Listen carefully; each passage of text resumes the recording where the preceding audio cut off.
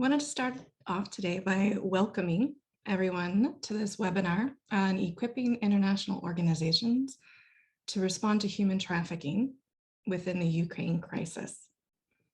Well, it's heartbreaking that we have to have this conversation, and we certainly stand in solidarity with all of the Ukrainians and refugees across the world. I'm grateful for the experts that are tirelessly working on the area of human trafficking and are able to present to us today. I'd like you all to give a big warm welcome and thanks to the European Freedom Network, who has been so generous with their expertise to come and talk with us today about how those of us in the international community can stay vigilant, aware, and adapt our operations to combating human trafficking within this humanitarian crisis. Habitat for Humanity International is proud to partner with EFN in this endeavor to raise awareness, as it's our duty as the international community to ensure that we are protecting those that are vulnerable and adhering to human rights conventions. We know that this cannot be done alone, and we thank you all for being partners with us in this endeavor, and also attending this webinar and giving of your time and expertise to help build that awareness. Within the webinar today, we ask you kindly that this will be recorded, so please note that, as well as if you can kindly mute yourself during the training. And to start us off so that we all can get to know each other within this webinar, we would welcome you to please put your name, organization, and whatever location you might be in the world today within the chat functionality. And before I hand over to our colleagues at the European Freedom Network of Miss Leanne Rhodes and Dr. Leah Edwards, I just want to offer a personal thanks. My name is Desiree Bartosiak, and I'm the global head of safeguarding at Habitat for Humanity International, to all of you and to all of your teams for all that you are doing within the Ukraine response and to support refugees and humanitarian responses around the world. So without further ado, I turn it over to you, my colleagues. Thank you so much, Desiree. We're really excited to be here, and we really appreciate everyone who's made the time to be here. We particularly want to thank Habitat for Humanity for sponsoring this event. It is a very important topic for us to discuss, and I echo what Desiree said about, unfortunately, it is something that we need to deal with. It's unfortunate that when the world is in such crisis at the moment that we have to think about additional things like human trafficking. But we all know wherever there is crisis, there are people trying to make money on that crisis and further exploit people when they're vulnerable. So thank you for being here today. Now, I'm just going to share my screen here. That will help us to move along. So welcome to this seminar. A little bit about the European Freedom Network. We often refer to it as EFN. We are a network, we are a faith-based network of over 260 anti-trafficking organisations across Europe. And we have members and partners responding in all of the countries bordering Ukraine.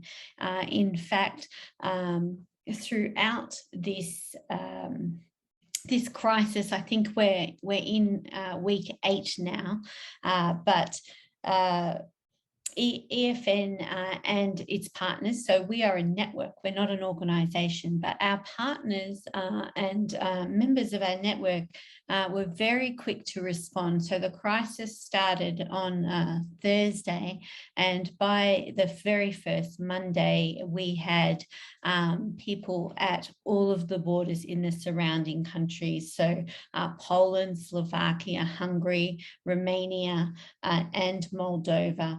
And we were very quick to put together a brochure that indicated warning signs and helped anyone crossing the border to understand what to look for and how to stay safe from traffickers. This brochure had hotlines on it of all the neighbouring countries, as well as a person that they could actually ring up on the phone, which was really important. That brochure has now been put into 11 different languages and has been used widely across many of the borders, in some locations by the police, who have been asking for them and printing them. And I know many networks, other organisations have been using them too. As the European Freedom Network is a Christian anti-trafficking network, we were also very engaged in helping the wider church respond. This crisis was unusual in that everyone wanted to help and flock to the borders and to help, and churches were a huge part of that. But we could see that we needed to help churches to respond properly in a way that was safe, particularly the first few weeks of the crisis. Borders were in complete chaos and people were just turning up.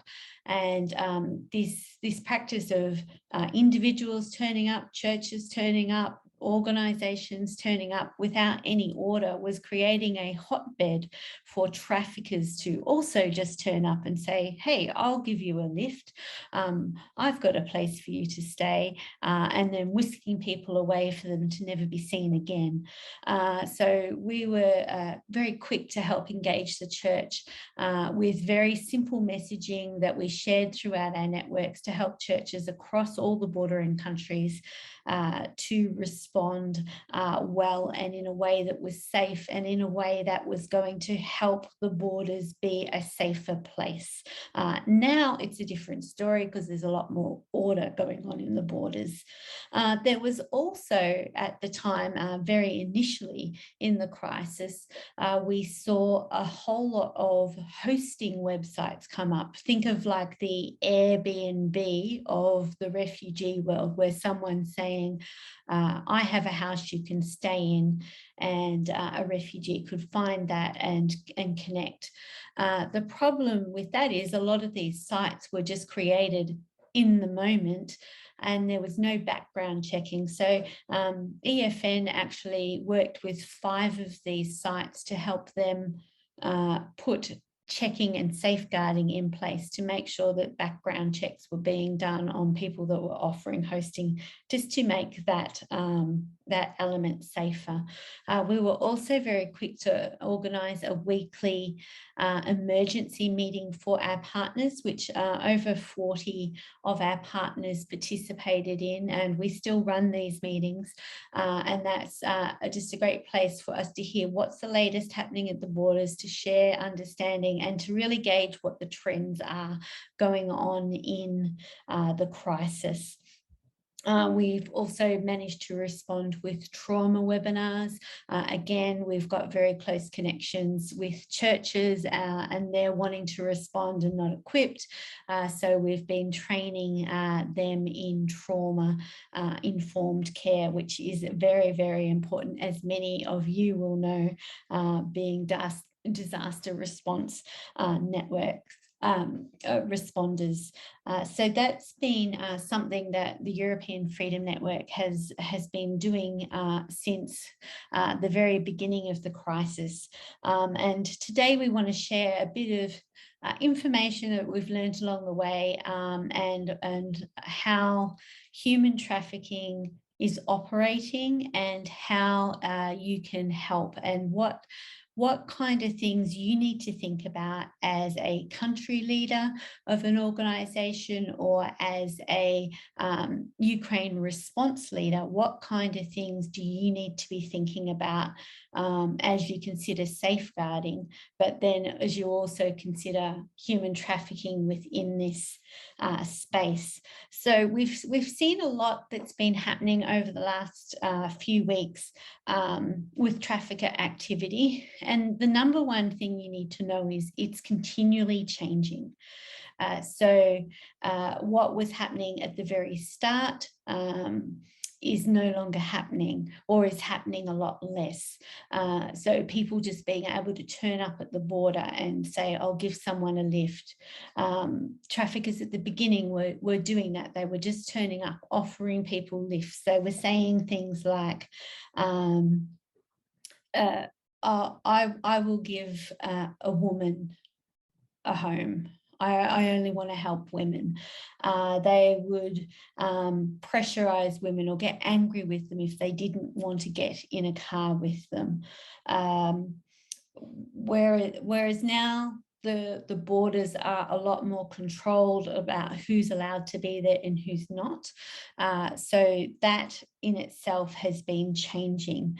So then traffickers need to change what they're doing. What we are seeing at borders as regulation has been coming in is that traffickers are tending to move away from the really bigger regulated borders and moving to the smaller ones where there's less regulation. They tend to be operating at night when there aren't so many volunteers. All the volunteers and the services have gone home, so traffickers use that as a time to come. They're posing as church workers, they're posing as NGO workers, which means we need to think about how we're identifying our people, what kind of ID are we wearing, how can people get that.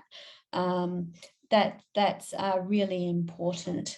We're also seeing moves from the borders to transit points in cities. So if you think about train stations, bus stations, as the borders were becoming more regulated, they were moving to those. Now there's starting to be a little bit more, particularly in Poland and in Hungary, a little bit more regulation happening even at the train stations. But that's still a work in process in many countries. We're also seeing that traffickers are moving away from the borders and moving more to internal borders. So they would start to operate instead of on the border of Moldova and Ukraine or on the border of Ukraine and Romania. They'll instead move to the border of Romania and Moldova. So countries that are bordering Ukraine, but not the Ukraine border, because people are still traveling through there, but those borders aren't so heavily regulated. So they're starting to work there. We're also starting to see the Ukraine, so human trafficking was already happening in Ukraine, and we saw a move of the human traffickers in Ukraine stop working and going off and fighting and joining conscription efforts there. But now the other bordering country gangs are starting to move in. So it's changing all the time. So that's something when you're considering how you approach human trafficking for your organization, you really need to understand that it's moving and it's changing all the time. So I'm hoping today that we can give you some tools to know how to mitigate that. Some of the concerns we have for the future of this crisis, where we think human trafficking is going to happen, is in the whole labour market. Obviously, refugees, they're moving around.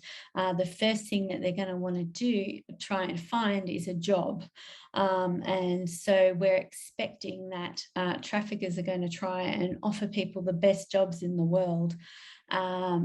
in order to traffic them. So a job verification is going to be very much a need of the future. Another area in the future that we're concerned about is cash for work exploitation. So obviously at the moment, as refugees are moving into new countries, they don't have all the paperwork in place, they're not properly registered, there's backlogs, it takes time. But they've still got to work. So sometimes people might offer them jobs and just say, look, I'll just pay you cash for this. But the problem is because that is not regulated and it's impossible to hire them any other way, we're very concerned that cash for work might become an area of exploitation, particularly when you look at the difference between wages in Ukraine compared to neighbouring countries. Refugees may accept work that seems reasonable in Ukraine, but it's not reasonable in the country that they're in. And we need to make sure that cash for work is actually proper wages according to the regulations in those countries. Of course, hosting and housing, the Airbnb of the refugee world is another area that we're concerned about, particularly as, I guess, the fairy tale wears off, as people find that living with people that they don't know in their house isn't as fun as they thought it was going to be, or it's gone on long enough and people are starting to leave homes. These are going to be other vulnerabilities that people will find. We're also hearing, unfortunately, that many women are experiencing sexual violence whilst they're in Ukraine as part of the war. And so that again creates another vulnerability that we're very, very concerned about. So I hope that gives you a little bit of a backdrop of what's been happening. I'm going to hand over to Dr. Leah Edwards now, who is from the European Freedom Network. She is our monitoring, evaluation and learning officer, and she also looks after research. She does a fabulous job, and she's going to be talking through a lot of the technicalities of human trafficking and things you need to understand. So over to you, Leah. Thank you, Leanne, for such a great introduction with so many amazing examples from what we've been hearing in the field. So to start any kind of conversation about anti-trafficking, we have to go back to the Palermo Protocol. This protocol was drafted in 2000 by the UN as a way of pulling together all of the different types of definitions that were beginning to form in various countries around the world, so that we would have one centralized definition of what human trafficking is. The bottom of this quote from the protocol, you can see the 4 different types of trafficking that are considered: sexual exploitation, forced labor or services, slavery or similar practices, and the servitude, including servitude, and the removal of organs. This is a definition that we have. It's not a perfect definition. We have challenges with it in this sector. For instance, the word exploitation, a few lines up, isn't actually defined in this definition. So it's what we have, and we're doing the best with it as what we can. A key definitional point to make, though, is that human smuggling is different than human trafficking. Potentially in a context that you have worked before, human smuggling might have been present. Human smuggling is when an individual pays to be taken across a transnational border, but then the relationship between the smuggler and the smugglee stops there. Human trafficking is different in that there is a relationship of consent and of deceit and of abuse, and the exploitation brings forth profits for those that are being trafficked. Additionally, you can be trafficked within one small town, and you can also be trafficked across a variety of international borders. And finally, there is, again, this point of profit, that whatever profit is being made, the majority of it, if not all of it, is going to the trafficker. So it's good to note these 2 things. And as of right now, we are not hearing reports of human smuggling, as there is freedom of movement to leave Ukraine and cross into various EU and European countries. So moving forward, again, here are the 4 main areas of trafficking, as we have just learned from the Palermo Protocol. And in this conflict and refugee crisis, we're particularly concerned at this moment with the risks for individuals being trafficked for the purposes of sexual exploitation, and also for labor exploitation. Primarily, the concern for sexual exploitation is there because of the majority of refugees being women. If and or when men start migrating in larger numbers and seeking refugee status, the concern would then also be for labor exploitation.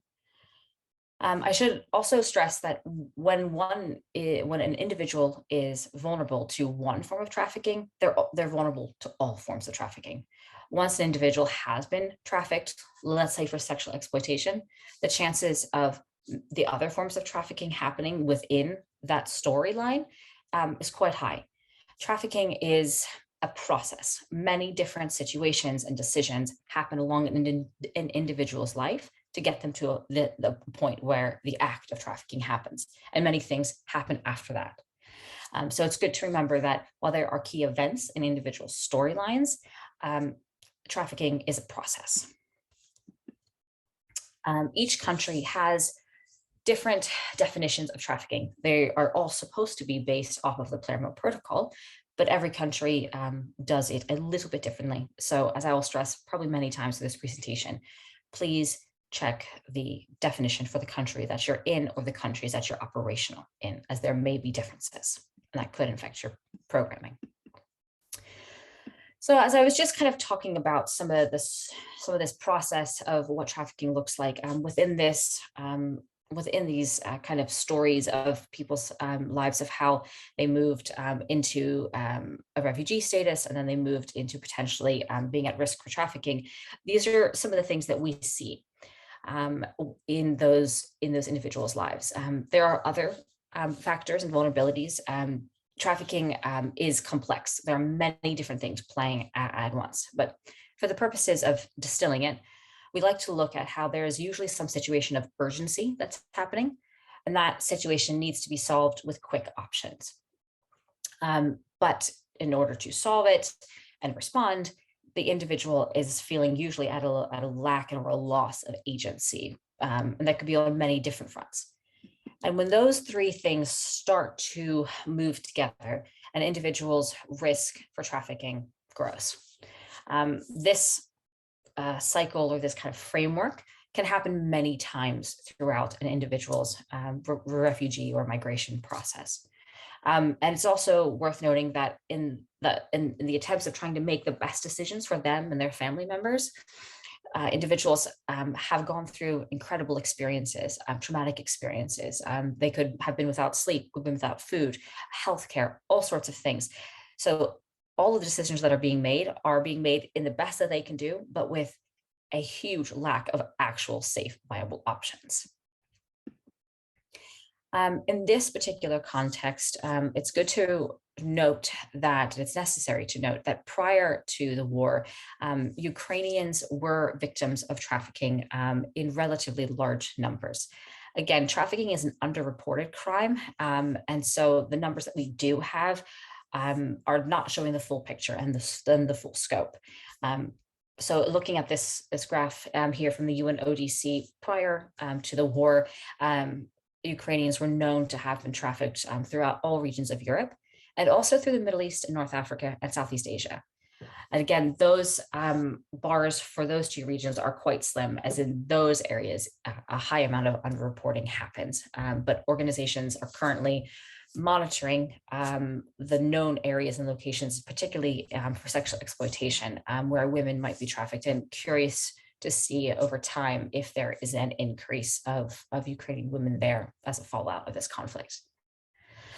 So even within the European continent, there were high risks of trafficking for men. There were high risks of trafficking and exploitation for labor prior to the war. So it's good to consider that this has been a part of the Ukrainian storyline prior to this conflict, and that unfortunately, there are a host of already heightened vulnerabilities to be trafficked, and that there are individuals within Ukraine that have already experienced trafficking that are now refugees. So there are compounding layers of trauma and vulnerability. As we're seeing movement across the borders out of Ukraine into European nations, every wave of refugees is at a decreasing economic and social network status. The initial waves that happened were many individuals who had means, who had their own vehicles, who had plans. They could drive to family and friends and to communities around Europe or even further abroad. We are now seeing that on borders, there are buses that are bringing out individuals, individuals that don't have extra financial capacity, that don't have their own vehicle, that have to rely on the evacuation corridors. These individuals are at increasing heightened risk for exploitation and trafficking, as they have few options. Their agency has been greatly taken from them. And as the news, since this past weekend with the push into the east, the UN has been reporting that the largest amount of IDPs within Ukraine are from rural areas and in rural areas. So that, again, increases the risk of individuals being able to best respond to the very limited choices that are being presented to them. And it is also worth noting that within complex emergencies, new vulnerabilities are created. Corruption and abuse is unfortunately a part of the response by helping organizations. And it can also increase the amount of exploitation that is happening. Humanitarian crises around the world have seen this happen many times before. And while it's difficult to acknowledge, we must remember that organizations are here to help, and we must consider that our entire organization, from the lowest of individuals to our headquarters policies, are really seeking to mitigate any kind of harm and augmenting of any kind of risk.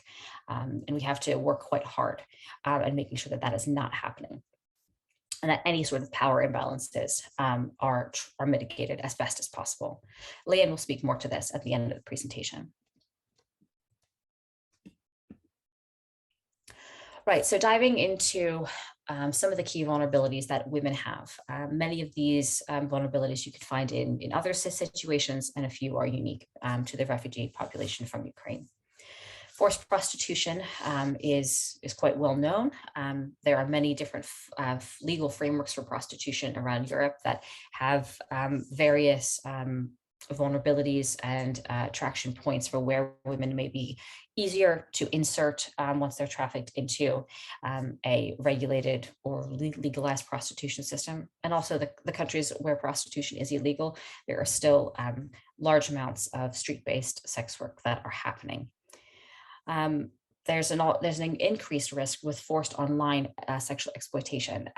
Due to the COVID-19 pandemic, there has been a surge of online functions, chats, apps, all kinds of different tools that are being used by traffickers. And one of the the lies that is put out is that, especially for women with children, you can be using these apps while you're still at home with your children, and there's potentially a greater risk, not as much of a risk, and still being able to earn high amounts of money very quickly compared to working in a brothel or on the street. But once those materials are created, sometimes those materials are used against the women themselves. So it's something that seems maybe like a harmless thing to start with, but can quickly slide into exploitation. Labor exploitation is also of concern, as economic concerns are quite key. The longer that the conflict goes on, and the more individuals that realize that they have to stay longer in Western and in areas of Western and Eastern Europe, are going to be looking for jobs.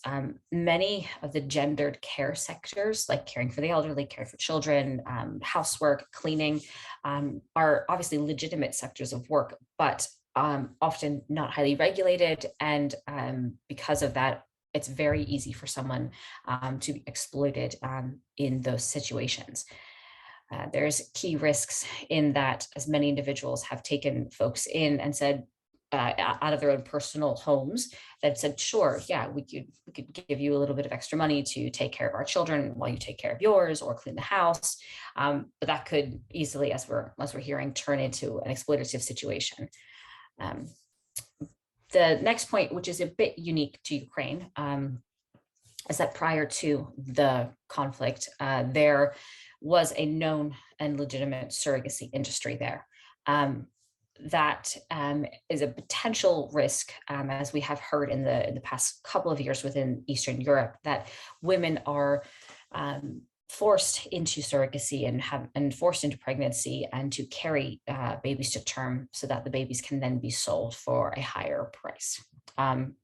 It's something that is of consideration, but potentially not a higher risk, as high of a risk as some of the others that I previously mentioned. Anyone who is a part of the LGBT community, particularly transgender women, and particularly anyone who is going through any sort of medical transition process, is of risk, as they would be needing care and or finances in a very quick way to be able to continue to take care of themselves.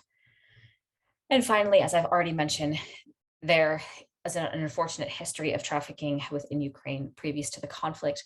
So there are going to be refugees who have been trafficked previously, and that increases vulnerability. And once anyone has experienced any form of gender-based violence, that increases vulnerability to trafficking, as that individual has already had various experiences that would have worn them down psychologically and emotionally, and it's a continual risk factor for countries where gender-based violence is present. Some other groups to mention is that men, if and or when they begin to move out of fighting and potentially more into a refugee status, they are particularly vulnerable for work in the construction, agriculture, and mining industries. As I mentioned, there's previous history of men being exploited in these sectors for labor exploitation in the surrounding countries. So that's something to consider. Unaccompanied children are of huge risk. With this particular conflict, there are large amounts of children being moved out of Ukraine as they were a part of institutions. There's a known connection to children who are in institution structures, whether that's a care facility, whether that's a foster care facility. The children who have complex psychological, mental, and physical needs and or disabilities with the duress of being in the conflict and then being moved, there are all sorts of risks for children to be separated and or to be vulnerable to exploitation. Other minorities that also face continual vulnerability to gender-based violence, full stop, let alone trafficking, would be the Roma community. There's a small Roma community in Ukraine, but in the surrounding countries, there are larger communities.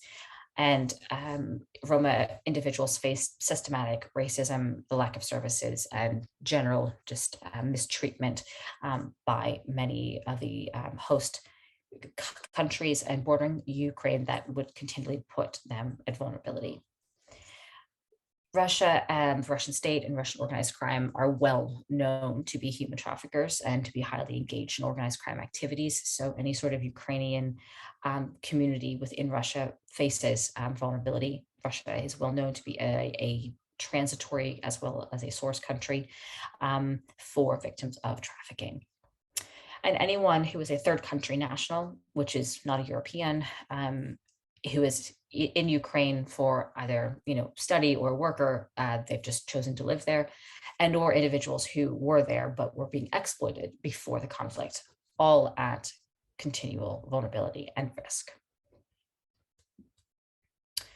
So in painting a little bit of a picture of the vulnerabilities of what trafficking looks like, we definitely need to look at the other side of the coin. We need to consider who are traffickers, what is the process of organized crime. At the top of this slide, I have disorganized crime. Depending on how you have intersected with criminology and understanding of how organized crime networks and syndicates work, they often appear to be incredibly organized, and to some degree they are, and they can move and change their operations very quickly because they're not abiding by laws or any sort of regulatory function. However, within that level of organization, there is also a level of disorganization, and that many of the criminal acts that are required to do the process of trafficking might be seemingly disorganized. A classic kind of example is that of transportation. There are many taxi drivers around the world who are complicit with trafficking, who are being paid by traffickers to move individuals. There are many taxi drivers around the world who have no idea that someone in the back of their cab is being controlled by a cell phone or by other forms of manipulation and control, that they are in the cab to get from A to B. And unfortunately, A to B is a situation of trafficking. So there are many elements of trafficking that are organized, that are coordinated, as they have to be. And there are also aspects of the process that are very disorganized and are some of the points where individuals can potentially escape or seek help because they're not always totally, completely monitored. But again, every trafficking story is different. So there's a lot of room for different things to happen. And it's also good to stress, as you see by this image here, that traffickers and individuals who are involved in this process look like you and I. Trafficking happens in plain sight. An individual who is involved in it could look like someone you would have never thought to be involved in that sort of activity or crime, or someone that you would definitely assume to be. So we all have to be careful with how we bring our assumptions and our biases to this topic. And the same thing for those that are survivors and victims of trafficking. It can happen to, unfortunately, anyone. So in getting into some of the tactics that traffickers use, they usually appear to be some sort of help, going back to those three circles that I had before. They're going to try to insert themselves in a situation to create some trust, to solve some sort of the problem that the vulnerable person is experiencing. They are typically offering a fast and simple solution that's just something that the person can just jump into right away to solve that immediate crisis. And they're definitely taking advantage of any sort of psychological and emotional distress that the individual is experiencing. Examples of that would be, as I think I've already mentioned, come stay at this place, you can do everything, we'll pay you later. But then pay gets withheld, the contract never comes in, or when it does come in, the wage is very low, or there's only cash for work. Also, within any one of these trafficking processes, documents are typically seized, and the return of them is usually based on the demand of large sums of money that usually can only be made by doing some sort of criminal activity like prostitution or the selling of drugs. Traffickers are also using social media, and whether it's very well-known apps like Instagram or Facebook for job advertisements, as well as using special channels on apps like Telegram and Signal. So there's a lot of different ways that traffickers can find individuals that are vulnerable. There's a recent news article that came out from the UK where Ukrainian women were trying to find safe accommodation in London, in the London metro area. And we're on a Facebook group where that could be done, where you could reach out to people could reach out to you. And within the first few messages that they got once sending something out were all of incredibly deep and dark sexual nature. So for that reason, the UK government has decided within their relocation scheme for Ukrainian refugees that people will only be paired with families or couples in an attempt to mitigate that risk. Might not mitigate all of the risk, but there is a potential that might keep more individuals safe. The vulnerable places for trafficking, Leanne mentioned many of these in her introduction, and it's good to go over them again, that border areas, particularly borders that are secondary to a country's border with Ukraine. So thinking about the Romania-Moldova border rather than the Moldova-Ukraine border. In the initial days, there was chaos at the borders, and there was lots of potential for traffickers and or individuals to be very immersed in those areas and those situations. But as more regulation has come, it's harder to do so. But on the secondary borders further down, there is less control. And I think Leanne may have mentioned this, but you've heard reports that organized crime groups are identifying individuals within Ukraine. And then once they get to the secondary border is when they then start the trafficking process. Again, as I just mentioned, social media is a key place to look, refugee centers, and again, additionally, as people spend longer and longer time at refugee centers, when the realization that going home is not possible, and they need to find other accommodation, that anyone offering anything that seems to be better than what they're at is a key vulnerability point. And additionally, I think I mentioned this previously, but any form of accommodation out of housing for solidarity or for individuals who've just opened up their homes to Ukrainian refugees, there is going to be a time when some of the goodwill sentiment wears off. Classically, Europeans take quite a decent amount of holiday in July and August. So there's questions and considerations about, well, what happens to folks if somebody's already had their holiday plan? This is the first COVID-free summer in Europe. So are those individuals going to be allowed to stay in the property? Are they going to be kicked out? There's a lot of questions about how long the goodwill of individuals opening up their homes will last, and the impact that has on the vulnerabilities of trafficking. And I put time in this big orange box here as just a key reminder that once someone has circumvented or moved past one particular vulnerability to trafficking, that vulnerability can come back again. With any sort of large crisis event where large amounts of money, or they've heard that their family back home needs medical supplies or care. There's many different experiences that can push an individual back into a place of being vulnerable. So again, trafficking is a process, and the vulnerability to trafficking, once one becomes a refugee, just increases and is there for quite a substantial time. So tools for responding. We're going to look at these three things moving forward. Reporting, the national anti-trafficking response that is present in each country, and we're going to consider how an integration can be done within existing protection and safeguarding programs with an anti-trafficking response. So I've given a lot of examples already, but I'm going to just drive them home a little bit further with some key indicators.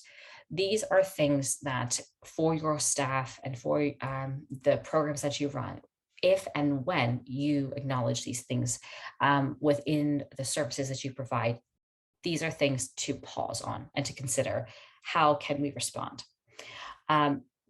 It's before we even get to that, for how can we respond question, we need to really think about who are the people that we're working with and in what capacity are we assessing their vulnerability, full stop, and where can we also add in additional assessment for that of trafficking. So things to consider: a person who is traveling or moving alone, particularly younger people, and particularly women.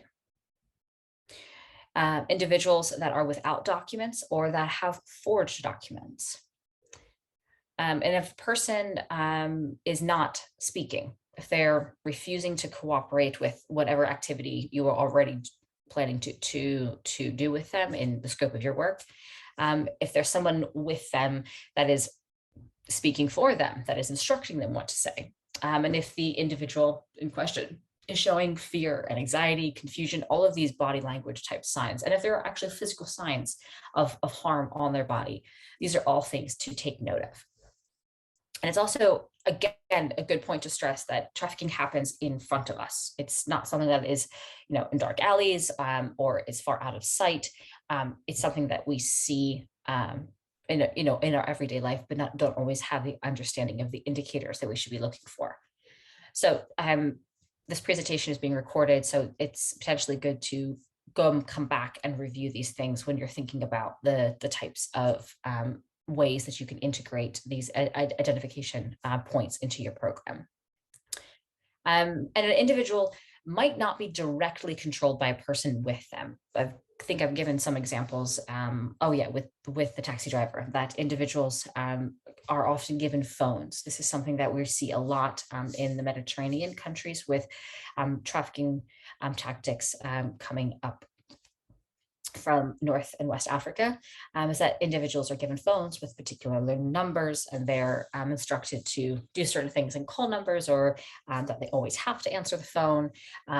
So just assuming that a person is not right beside the potential victim doesn't mean that they're not being exploited. Excuse me, I also forgot to mention that if a person doesn't have any documents or forged documents or too many documents, any sort of document discrepancy is a sign and pause for considering their trafficking risk. And as we mentioned that unaccompanied minors are at risk of trafficking, it's a key point to understand and assess a family's makeup when it's being presented to you as a family. If there are children that are being put forward as siblings where there's seemingly no resemblance or the age doesn't correspond with birth order, it's good to check.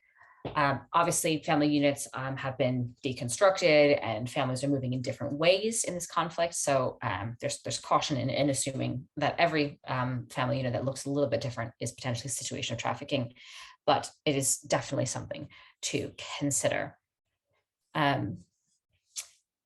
So with these indicators, consider where are you assessing and how can potentially flagging these indicators can be added into existing programming. And before identification begins, it's really necessary to understand the internal and the external referral pathways that you will provide individuals.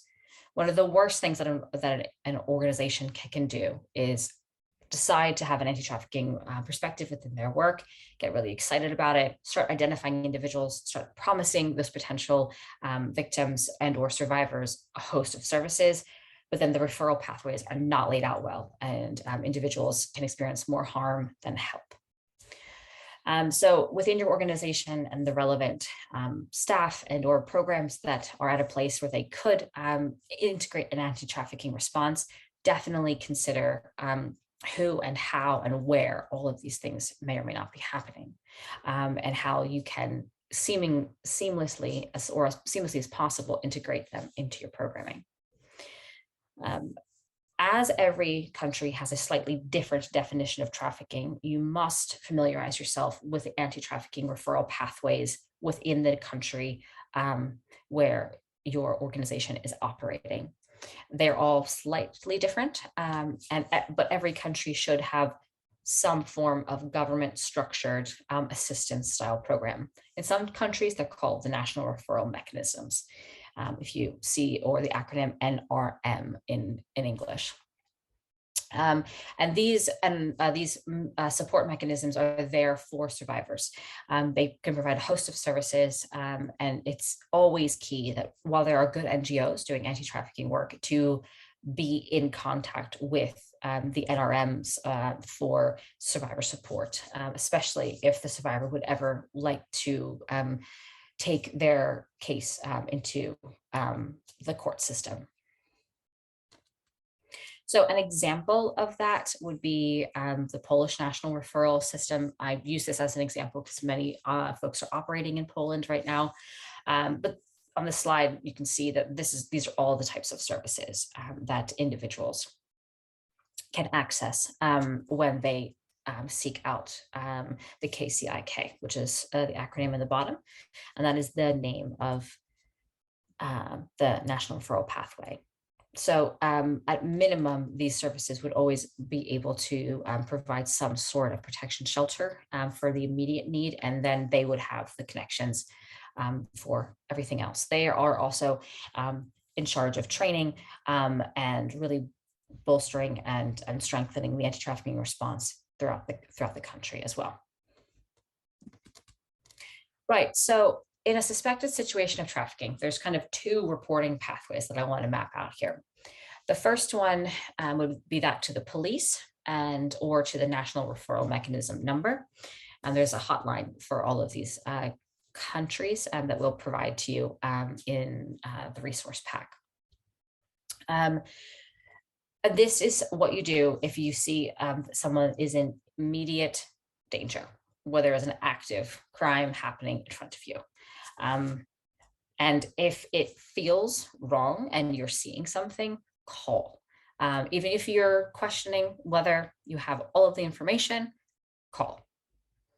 The other side is with an app that I'm going to explain in a minute called the Stomp App, which is run by Stop the Traffic, a anti-trafficking charity that's based in the UK.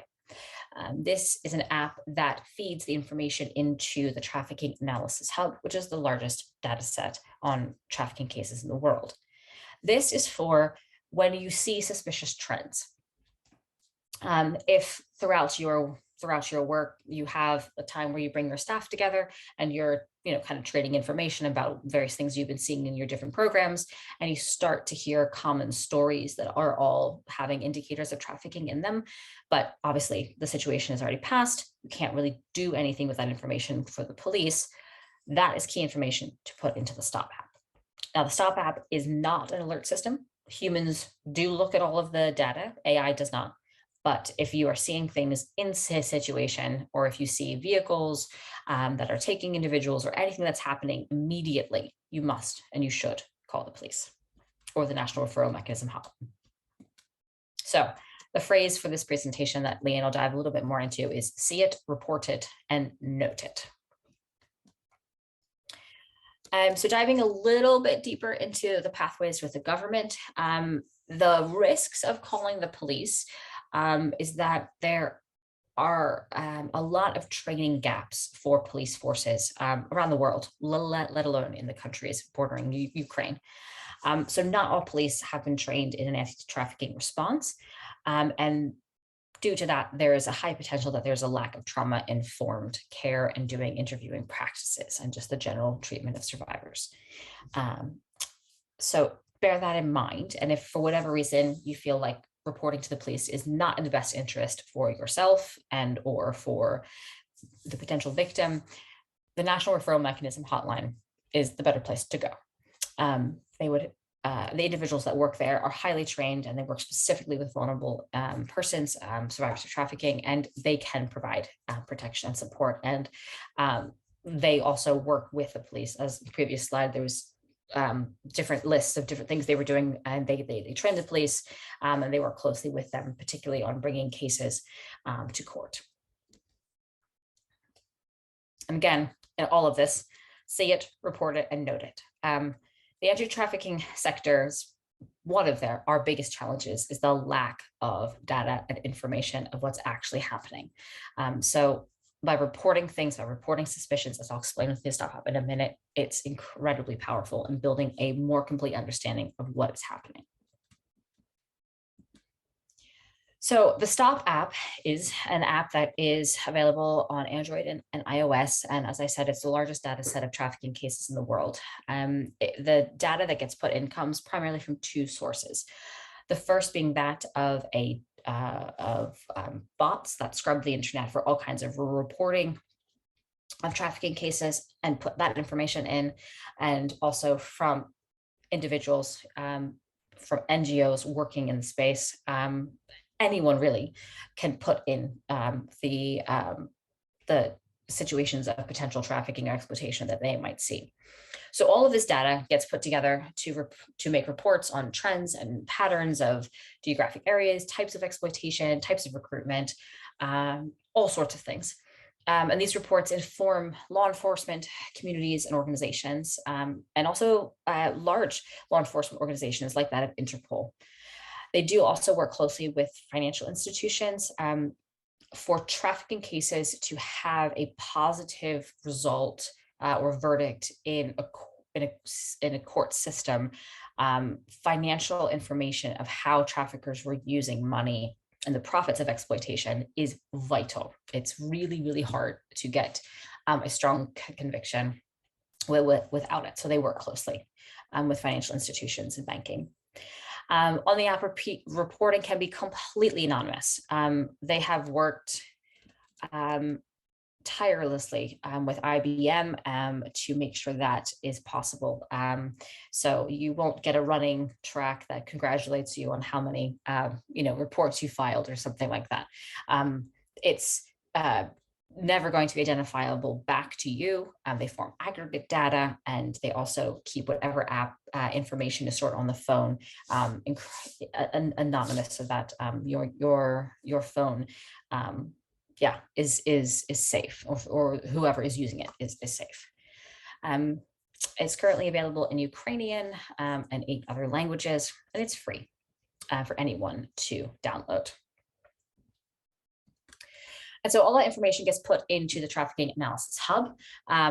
This hub was formed by Stop within the Traffic, and it's free to use. There's a sign-up process. It's very simple for NGOs, governments, and law enforcement.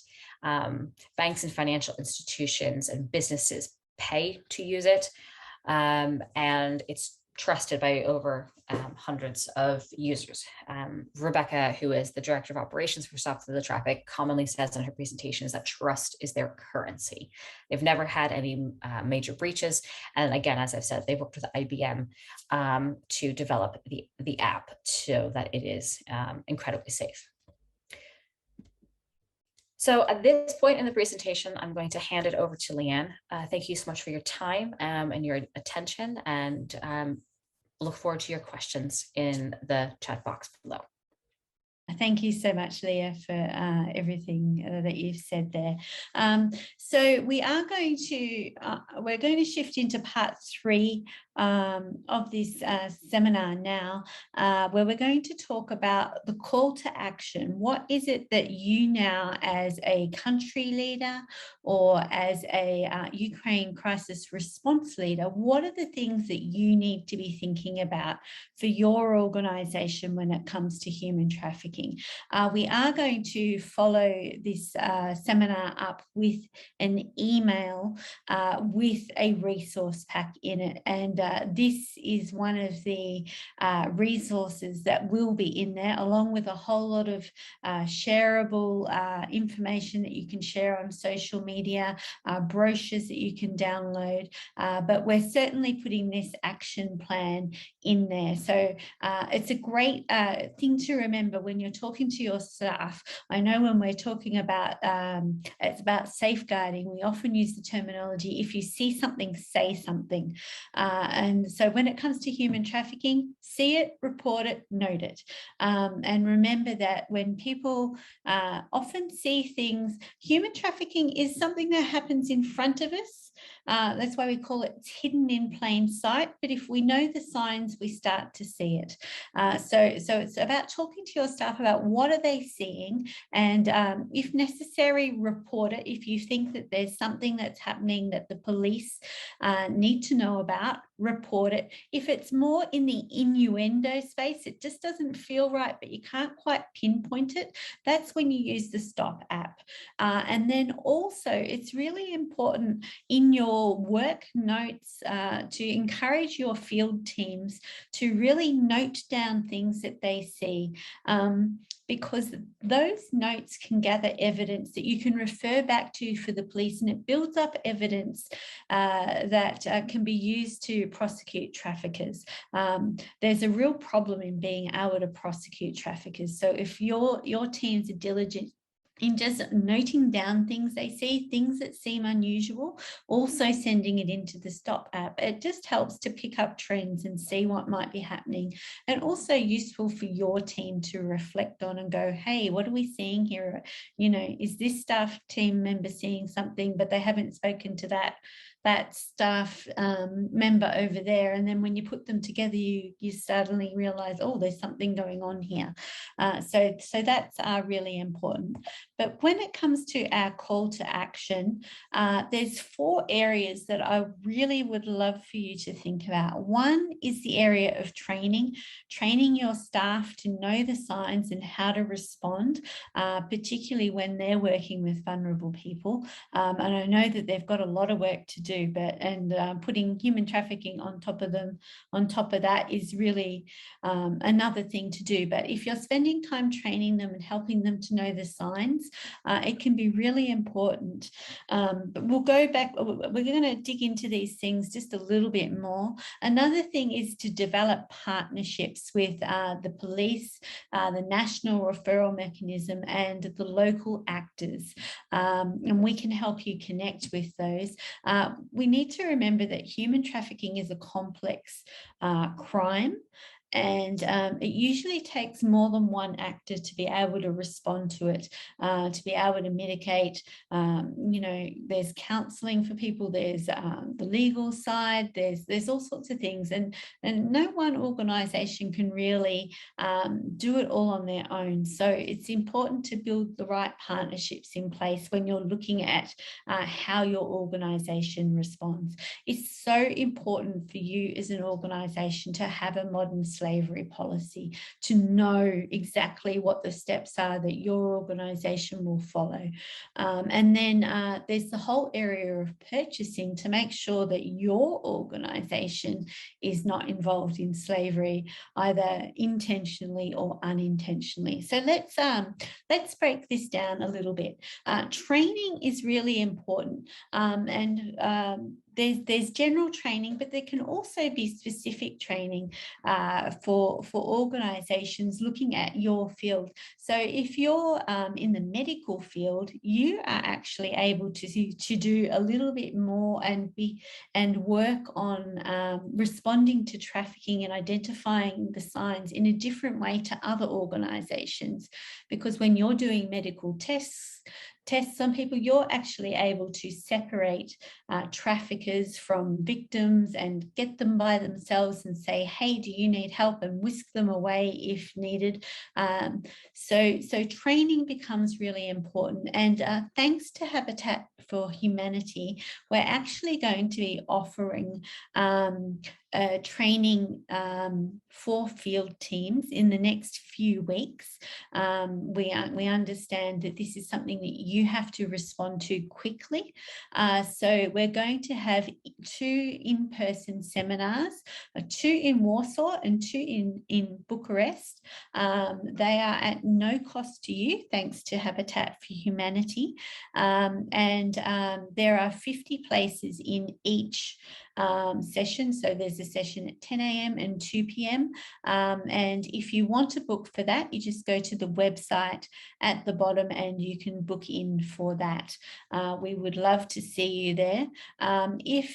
We will be continuing to offer training at cost. So if you would like to talk to us about that, we will continually put upcoming events on that page, but there's also a place where you can contact us and talk about specialized training for your organization.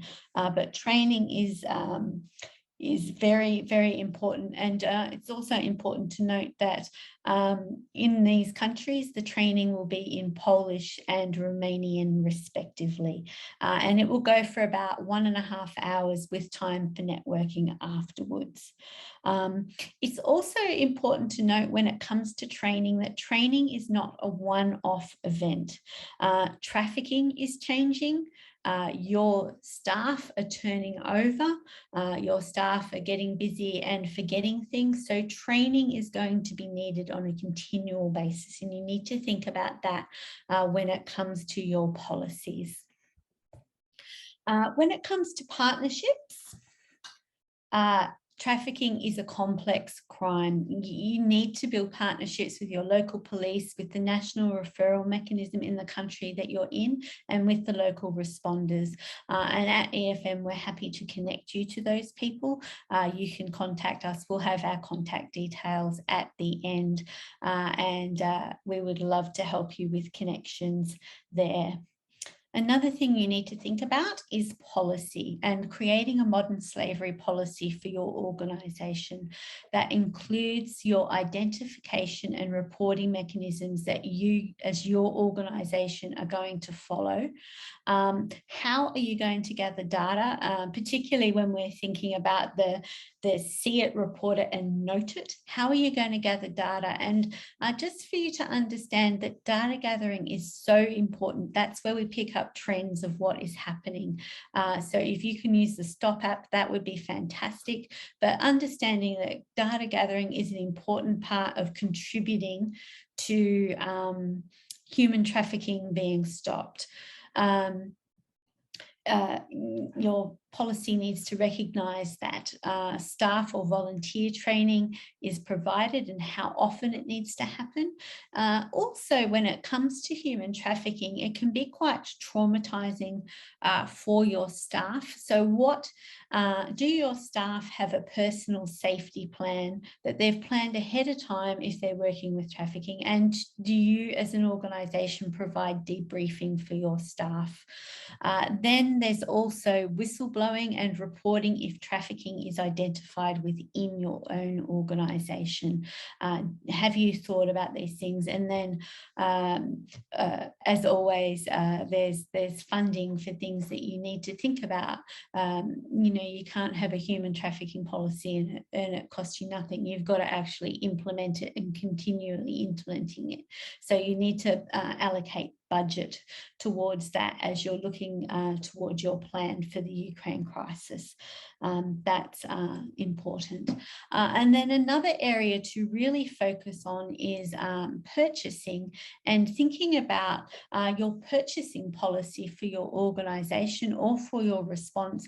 Is there a zero tolerance documented in your policies towards the purchase of sex? What happens if your staff are found doing that? Maybe you've put them in a hotel room and someone reports that they've been purchasing sex or using prostitution. What is your response as an organisation to that when that's happening on a hotel bill that you're paying for? You know, need to think about these things, and actually by putting these things in our purchasing policies, we're actually starting to mitigate the demand side of human trafficking. We also need to ensure that modern slavery is not in our own supply chains.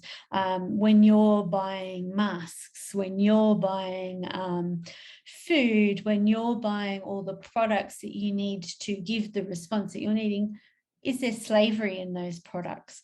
Have you thought about that? And then also thinking about cash for work.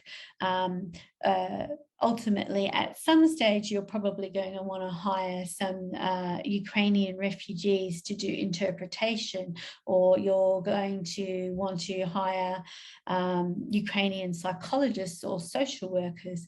And they might not have the right mechanisms in place to be paid properly or in the normal mechanisms. So you need to give them cash, you know. What is your policy on paying them appropriately? And then also just another thing that we've noticed has been coming up in the UN cluster calls is actually not poaching staff from national projects and offering them international wages to work with your organisation. We were in a UN cluster call yesterday where this was very much looked down upon. And that's something that we need to think about, is keeping the capacity in the national communities there whilst we also work internationally. So just as we're coming to the end, I just want to remind you to, when you're talking to your staff, talk about see it, report it, and noted. This is really important. Again, we'll have that in the resource pack for you, so you can post it on the walls around your office if you have an office these days, and we'll also have it in a social media format for you to send around. I do want to say thank you very much for your time today. We will keep the call open for any questions that people might have. If you need to leave, that's fine, because we're just hitting time right now. But if you do want to contact either myself or Leah, we would love to hear from you. Our email addresses are there. You can also see the address for the training if you want to take advantage of that. And then again, I would just like to say thank you again to Habitat for Humanity for their sponsorship of this event. I hope today has been helpful to you. I'm just going to hand back to Desiree right now. So thank you everyone for your time. I think you've said it all, Leanne, there. I'm just wondering if maybe we can move over to some of the questions that were written in the chat. Leah, I think that you said that you would be able to address some of these. Sorry, yes, I think so. I'm going to look at the questions that are put in the question and answer box first. So the question that was put there about what discrimination faced by minorities and how it impacts services. I think please feel free to reach out to me on that. I have probably a lot more to say than what time allows, but generally speaking, for the Roma community, that is a community that we have been seeing where individuals who are trying to seek help or service are being denied that. And then that places them at incredible risk for trying to find any sort of other assistance in any other way. Yeah, again, a lot more I could probably say about that, but know that we're well over time. So please, Mandy, reach out to me and I'd love to carry that conversation on further. But generally speaking, whenever the power dynamics get skewed and a person is lacking in capacity and power, that creates vulnerable points. The second question, what if a victim does not want you to report? Thanks, Mandy. A victim's story is their story. That is a bottom line in the sand in our sector, that their experience is what has happened to them, and what they choose to do with that is their choice. If you have a mandatory reporting policy on your role, I don't know, but there are anonymous ways of reporting information to either national trafficking hotlines or to the Stop the Traffic app. Again, that is not an alert system style app, that is for trends, but definitely do weigh that, the ethics of that decision, and also what you're required to do by the law that you're operating under. So again, that's a really tricky one to give any sort of general kind of advice to. Again, please feel free to reach out to us, and we can potentially help you in knowing also potentially where you're operating, and some of the laws of that country might also be a help. I'm going back over into the chat. Excuse me while I scroll, because I saw a couple nice ones. Okay, talking about the issue of consent and reporting. Oh, that was already the same one. Great, check that one off. So George, please feel free to reach out to me. And Leanne, the other one's kind of, I think, more down your lane. We have a question here about how can we understand slavery in supply chains that we're using, and how and where can we find resources to understand those types of issues? Yeah, so when it comes to supply chains, there's a lot of movement in the EU at the moment. There's actually a draft policy going on at the moment about due diligence and laws, and how far down your tiers you have to check. The best places to look at the moment are the Slave Free Alliance have a whole lot of tools that you can use, and they can also provide, if you're a much bigger organization, they can provide consultations for you to help your board work that through, to look through all of your hiring. I know that both the UN and OSCE, they've gone right through all of their processes and looked at how they look at their supply chains. So there's certainly a lot of tools around and a lot of consultation around. The countries that are ahead in this are the UK and Australia. They've had modern slavery acts in place for quite a while. Germany's taken it on. It's yet to be enforced. It's just starting over the next couple of years, and then the rest of the EU is following later. But regardless of whether it's law or not, we have an ethical responsibility to make sure that we as humanitarian aid organisations are not involving slavery inadvertently. So the thing is to always check every time that you hire a supplier, ask them, have you checked? Is there slavery in your supply chain? Where are you getting your products from? And just asking the question is helping that conversation to happen. So that's a good first step. The next steps would be Slave Free Alliance, get some consultation, look at their website for the tools that they've got. Thanks, Leanne. I just saw another question come in here about laws for anti-trafficking response.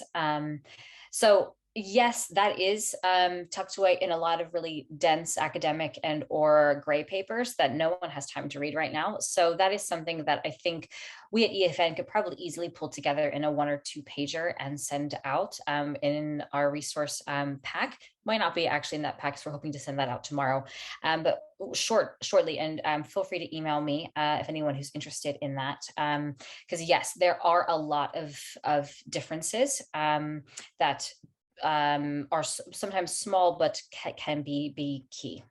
So we can take a look at that for you.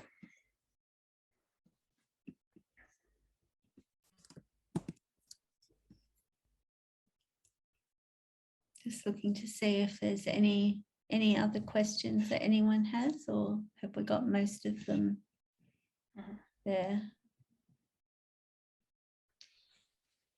Yeah, so no, we do not have the immediate statistics as of right now on hand.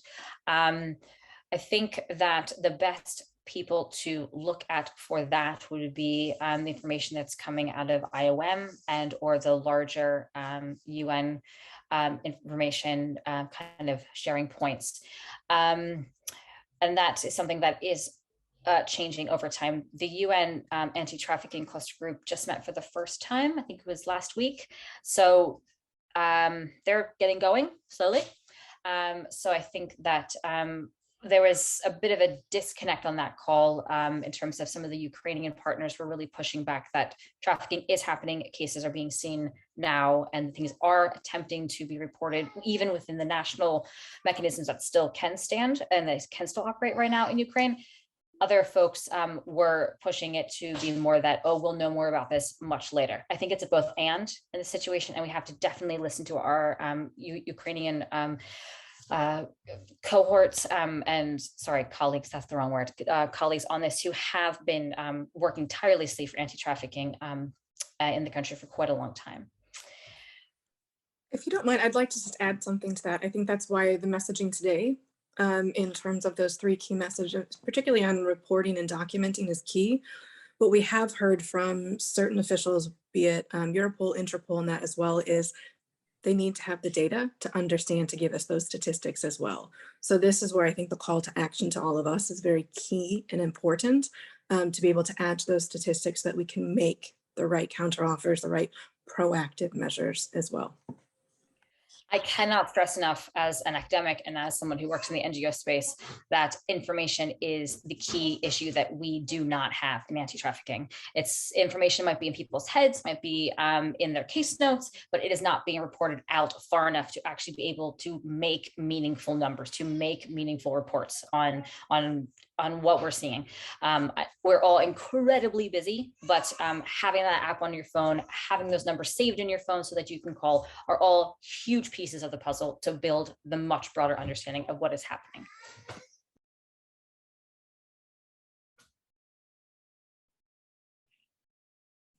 Great.